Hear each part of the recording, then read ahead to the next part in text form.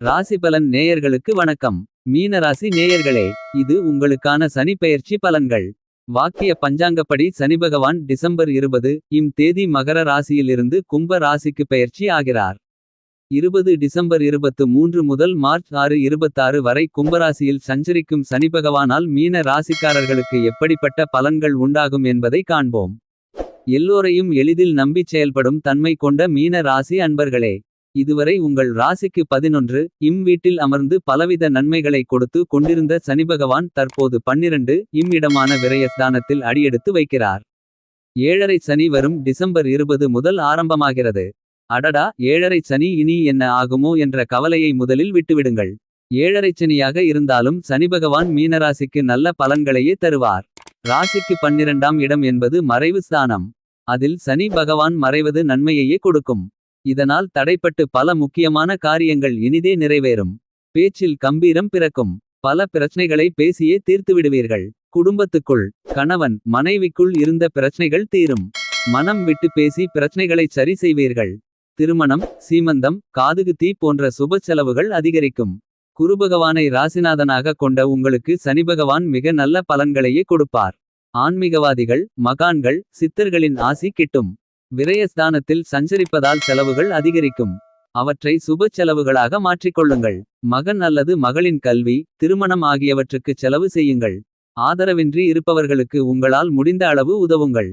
சனிபகவானின் பார்வை பலன்கள். சனிபகவான் 2, 6, 9 ஆகிய வீடுகளை பார்ப்பதால் வாழ்வில் பல நல்ல மாற்றங்கள் உண்டாகும்.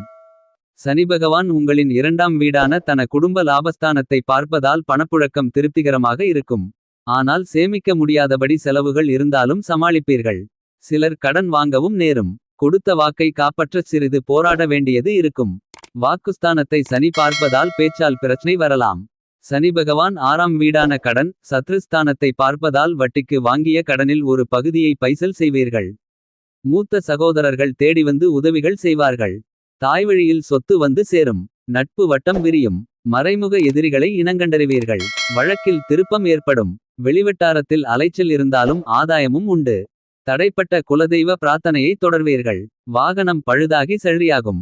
பாலிய நண்பர்களானாலும் பழைய சொந்தங்கள் ஆனாலும் அத்துமீறி பழகவோ குடும்ப ரகசியங்களை சொல்லி ஆறுதல் அடையவோ வேண்டாம்.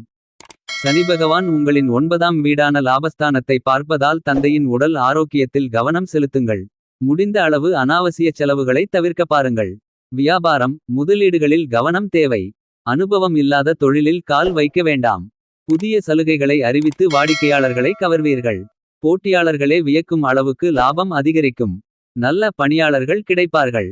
என்றாலும் யாரையும் நம்பி முக்கிய பொறுப்புகளை ஒப்படைக்க வேண்டாம். கொடுக்கல் வாங்கலில் கவனம் தேவை. பழைய பாக்கிகள் கொஞ்சம் இழுபறியாகத்தான் இருக்கும்.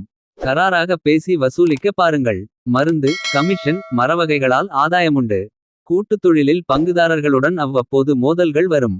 உத்தியோகம், பணியிடத்தில் கம்பீரமாக இருப்பீர்கள். உங்களுக்கு எதிராக செயல்பட்டவர்கள் விலகி போவார்கள். வெற்றிகள் குவியும். மூத்த அதிகாரிகளின் ஆதரவு கிடைக்கும். பணிச்சுமை அதிகமாகத்தான் இருக்கும். என்றாலும் வேறு சில நல்ல வாய்ப்புகளும் உங்கள் இருக்கையை தேடி வரும். சக ஊழியர்களுடன் சலசலப்பு வேண்டாமே. தகவல் தொழில்நுட்பத் துறையில் பணியாற்றுபவர்களுக்கு பதவியுயர்வு, சம்பள உயர்வு தடைப்பட்டாலும் போராடி பெறுவார்கள். மொத்தத்தில் இந்த சனி பெயர்ச்சி பழைய பிரச்சனைகளிலிருந்து விடுபட வைப்பதாகவும் அலைச்சலுடனும் பணிச்சுமையுடனும் நல்ல ஆதாயத்தை பெற வைப்பதாகவும் அமையும்.